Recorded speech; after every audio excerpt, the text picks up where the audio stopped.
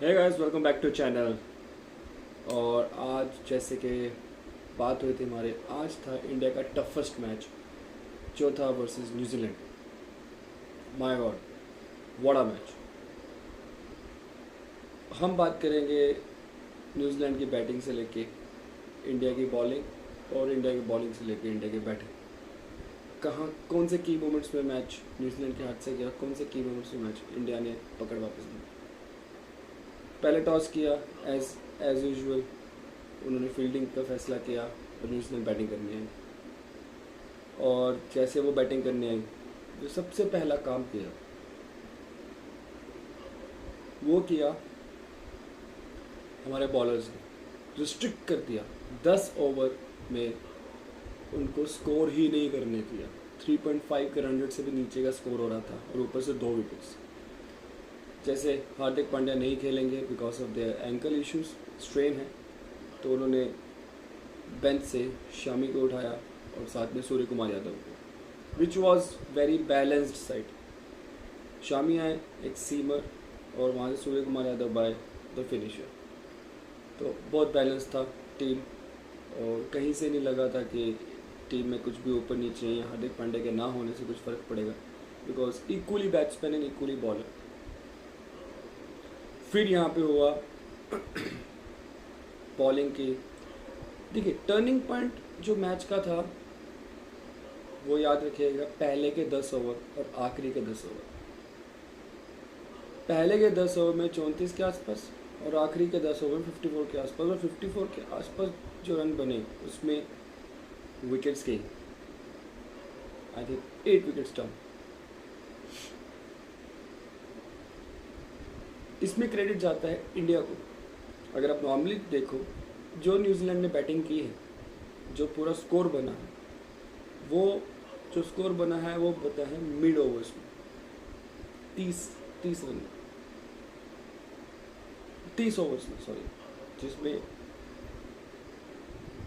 रचित और Daryl Mitchell, इन दोनों ने पूरी गेम पलटाई थी। अगर हम बैट देखें, पहले तो हमने बहुत अच्छी बॉलिंग की, विकेट्स लिए, रिस्ट्रिक्ट किया उनको पावर प्ले में बिलो पार स्कोर करने पे, और उसके बाद जो मिडिल ओवर्स में उन दोनों ने पार्टनरशिप की, दैट वाज अमेजिंग। और कहीं ना कहीं उनकी पार्टनरशिप से लग रहा था दे विल गो बियॉन्ड 300। और इस पिच में 300 overs, 300, 320, 330, 340 was very heavy score. बहुत मुश्किल हो जाता जीतना ऐसी पिच पे। शामी वापस आते हैं, बुमराह और सिराज, जैसे ही हमारे सीमर्स वापस आए, उन्होंने सेम जहाँ से पहले 10 ओवर किए थे वहाँ से ही उन्होंने वापस 10 वो स्पेल किया, और शामी ने 5 विकेट लिए और मैच को आप कह सकते हो कम से कम मेरे हिसाब से अराउंड 40 to 50 रन तोड़ दी। वहाँ से कुछ मिला इंडिया को। एक तो जब भी ऐसे मैच होते हैं, साइकोलॉजिकल मैच होते हैं, कि जब भी 300 लगता है और आपको पता है आप धर्मशाला जैसी वहाँ पे खेल रहे हो, मैचेस खेल रहे हो, तो वहाँ पे इतने हैवी स्कोर चेस करना इट्स वेरी टफ। ओके, और that too in front of the bowling lineup जो वर्ल्ड कप में बेस्ट है। तो ऐसी टीम जो टेबल टॉपर्स थी, ओके, वहाँ से you are competing to top the table. और एक और चीज़ यहाँ पे हो रही थी कि फीफर लिया जो भी लिया, और इंडिया की कैच ड्रॉप जो हुआ उसमें थोड़ा सा क्रिटिसिज्म मिल रहा है, लेकिन मेरे को जितना समझ आता है कि हाई अल्टीट्यूड वाले जो जगह है जहाँ पे रिएक्शन टाइम कम होता है, और बिकॉज ऑफ वहाँ पे ठंड चल रहा है और foggy, it was cold over there, the temperature was below 20 और समझे, अगर नहीं भी होता तो दे वर कोल्ड। दो आपका रिएक्शन टाइम था वहाँ पे, बिकॉज आपके जो नॉर्मल टेम्परेचर से टेम्परेचर ड्रॉप होता है, आपके बॉडी वहाँ पर एडजस्ट होता है, रिफ्लेक्सेस होते हैं वो थोड़े स्लो हो जाते हैं, राइट। ठंड में हमेशा ऐसा होता है।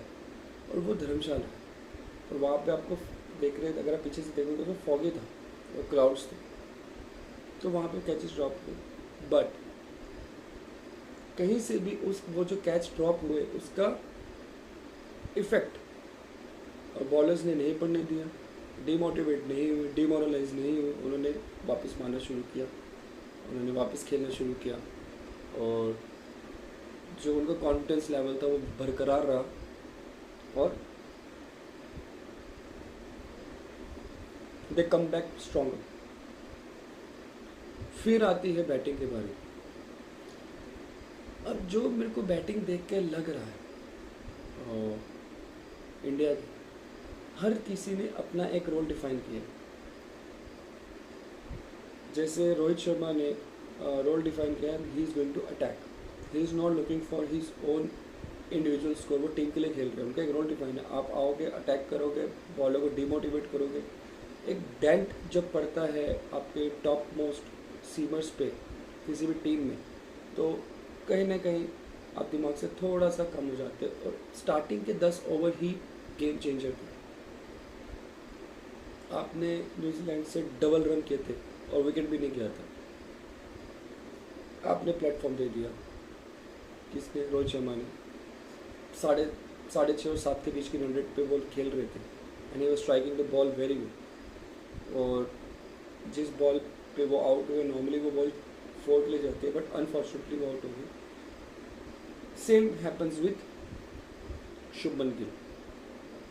एक अच्छा स्टार्ट दिया, कन्वर्ट नहीं कर पाए, कोई बात नहीं, जो ओपनर ने अपना काम कर दिया। बिकॉज शुभमन गिल का तो नहीं बोल सकता, but Rohit Sharma is playing against their natural game, because वो आते हैं, रुकते हैं, टिकते हैं, उसके बाद स्ट्राइक करते हैं।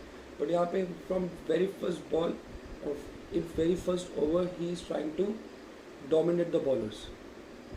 जिसका जो कुशन है वो विराट कोहली को मिलता है। विराट कोहली जब जिस नंबर पे आते हैं, उनको एक रोल दिया गया है, you have to anchor the innings and you have to take the game till the last, और वो बहुत ही अच्छे तरीके से निभा रहे।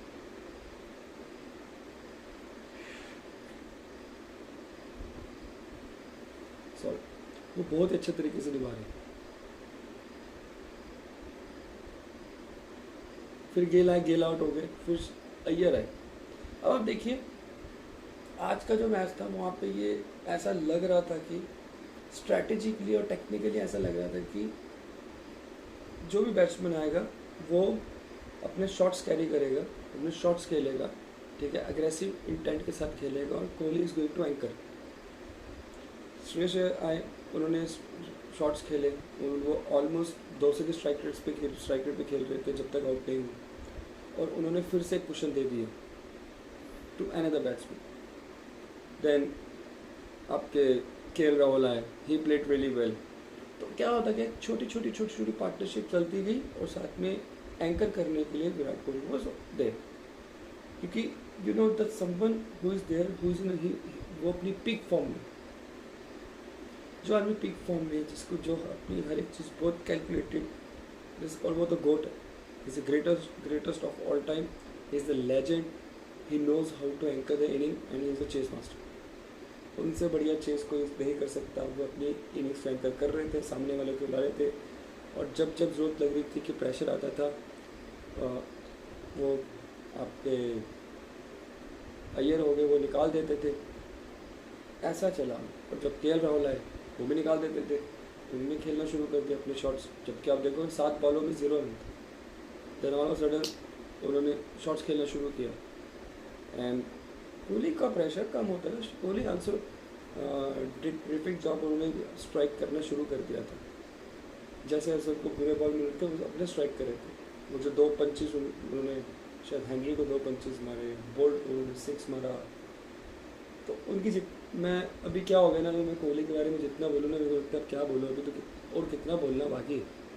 मतलब मेरे अभी तो क्या हो गया, वर्ड्स ही खत्म हो गए। So for Virat Kohli I don't have any words. मैं मान चुका हूँ वो तो टॉप पे, सारे दुनिया के सारे टॉप बैट्समैन के भी टॉप पे अभी हो चुके हैं, बात खत्म, अभी कोई बात करने लायक है नहीं। That's a very first thing. फिर वहाँ से सूर्य कुमार यादव का जो विकेट था, mistake was there of Virat Kohli, because वो उनका फोकस कहीं और था और कहीं ना कहीं मिसकम्युनिकेशन हो गया. But you have to take credit Santner, you have to give credit to Santner.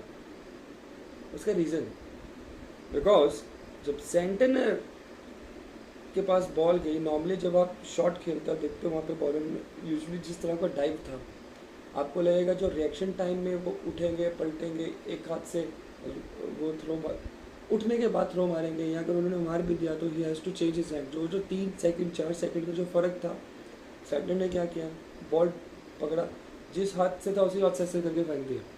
जो रिलीज टाइम था, जो जहाँ पे धोनी, अगर आप देखो MS धोनी कहाँ अलग होते हैं बाकी विकेट कीपर से, उनका रिलीज टाइम है. अगर स्टंपिंग की तो वो पीछे नहीं लेते, वो यहाँ से पकड़ते ऐसे कर देते हैं. ये स्टंपिंग की बात करें, कैच की बात करें, वो he will take that ball and he won't go like this. Ball आया ठप करके मार दिया. तो जो रिएक्शन टाइम होता है रिफ्लेक्सेस में वो बहुत कम होता है. यहाँ पे वो विकेट किया. It was a brilliant piece of fielding by the Santner. उन्होंने 3 सेकंड बचा लिए और उसी 3 सेकंड में अगर कोहली भागते तो निकल जाते, because Kohli is best runner pitch पे. तो I won't say it was a mistake, it was a miscommunication, but not a mistake. It was an amazing piece of fielding, Sentner से. Then आपके पास आता है Jadeja, and he played really well with Virat Kohli. और आज जो मैं यहाँ पे थोड़ा सा ये बोलूँगा कि वो 100 कर सकते थे, थोड़ा आराम से कर सकते थे, बट कहीं ना कहीं विराट कोहली वो खेले जो लास्ट में जो उनकी गेम के अगेंस्ट था, which was he wanted to finish the game with the hit, or he wanted to complete the 100 with the hit. अब मुझे ऐसा लग रहा है कि शायद उन्होंने वो सिंगल ले लिया होता, जडेजा स्ट्राइक पे आते, जडेजा वापस देते तो थोड़ा बहुत वो डबल 4 करके भी मैच अपना 100 और मैच जिता सकते थे. बट वो थोड़ा सा ओवर एम्बिशन या उस मूवमेंट में वो कैरिड अवे हो गए और वो 5 रन मिस हो गए. बट नेवरदलेस बुरा लगेगा फॉर विराट कोहली के लिए कि 49th 100 एंड सचिन तेंदुलकर के साथ वो उस नंबर पे होते, साथ में बैठे होते 4900 पे, और अपना नाम लिविंग लेजेंड्स में तो वो ऑलरेडी हैं, बट 100 भी टॉप पे रख देते. But he was playing for the team. At the end of the matter था वर्ल्ड कप का मैच हमको जीतना है, we have to go undisputed. और जब भी सामने वाला कोई खेले उसका जो साइकी है वो वहाँ पे ही टूट जाए. जो मॉरल होता है, जब भी आप एक जीतती हुई टाइम आते हैं उसके साथ खेलने में कहीं ना कहीं आपको डर लगता है. डर नहीं बोल सकते, बट कहीं ना कहीं आप टीम हिलती है. वो ओवर एनालिसिस, ओवर प्रैक्टिस, हर उस टीम पे ओवर सोचते हैं, राइट. तो वो कहीं ना कहीं ऑलरेडी एक माइंड गेम खेल में आ जाते हैं. उनका एक माइंड जो होता है ओपोनेंट का, जो अनडिस्प्यूटेड टीम के साथ खेलता है, वो थोड़ा सा माइंड में और दिमाग में थोड़ा सा ना एक स्टेप बैक लेते हैं. वहाँ पे उनको एक एज मिलता है. जो हुआ था ऑस्ट्रेलिया के साथ 2003 वर्ल्ड कप में, जो इंडिया और ऑस्ट्रेलिया का मैच हुआ था, ऑस्ट्रेलिया वॉज अनडिस्प्यूटेड. अगर इंडिया कभी हारा था वो ऑस्ट्रेलिया से ही हारा था, और फाइनल भी ऑस्ट्रेलिया से ही हारा. ऑस्ट्रेलिया जिस तरह से खेल रही थी, दैट तो the way India is playing right now, वो 2000 वर्ल्ड कप की ऑस्ट्रेलिया की तरह खेल रही है, जहाँ पे वो अलग लीग में खेल रही है, कॉम्प्रिहेंसिव विंस कर रही है, उनको कुछ फ़र्क नहीं पड़ रहा है. ठीक है, सामने कौन सी टीम है कौन सी टीम नहीं है, they are playing legit, they are playing on the merit and they are doing very well, और एक प्रॉपर सेट के साथ. और बेंच हमारे पास इतना है कि जैसे शामी आए उन्होंने फीफर लिया, जो आदमी बेंच पे बैठा था, एंड उनसे बढ़िया सीम किसी की नहीं है वर्ल्ड क्रिकेट में, जितनी प्यारी सीम शामी की है वो हुआ. और उसके बाद जो हुआ, इंडिया जीत गया. बॉलिंग में शामी, बुमराह, सिराज, सीमर्स ने पुश किया, रिस्ट्रिक्ट किया, स्ट्रैंगल किया, और बैटिंग में विराट कोहली ने एंकर किया. रोहित शर्मा, शुभमन गिल ने एक बेस दिया. So they are playing like a unit. उनको फ़र्क नहीं पड़ रहा किसी के होने या नहीं होने, सामने कौन सी ऑपोजिशन है, सामने वाली ऑपोजिशन क्या करके आ रही है. They are playing their cricket, they are enjoying their cricket, और उसका रिजल्ट आपके सामने है. So amazing game of the cricket. And now we are the table toppers. ठीक है, एक और मैच जीतना है जो इंग्लैंड के साथ है, and then we are to the semifinals. So big congratulations to all of us, to Indian cricket fans, that we have achieved big thing, and we are now 5-0. We are unbeaten. So next match तक के लिए कल हम वापस आएंगे. एक और match का शायद आती पाकिस्तान का मैच है, उसकी पोस्ट मैच एनालिसिस के लिए. और तब तक के लिए लाइक करिए, सब्सक्राइब करिए, ये वीडियो देखिए. Thank you.